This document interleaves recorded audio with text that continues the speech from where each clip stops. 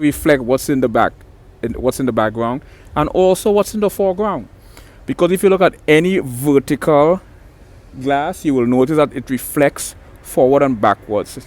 It reflects in polarity from opposite perspective.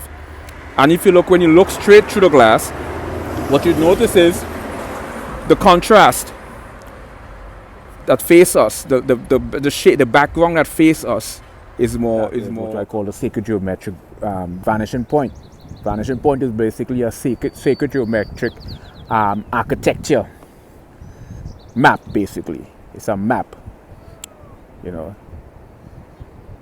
and this map gives a three-dimensional illusion.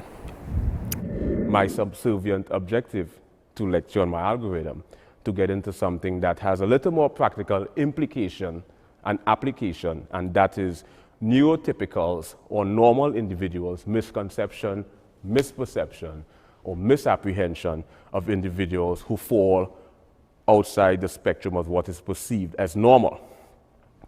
So today's lecture will be centered around mental disorder. Our primary focus is bipolar, and we're going to take a cross-disciplinary, a multidisciplinary, a transdisciplinary, and an interdisciplinary approach to mental disorder. So we are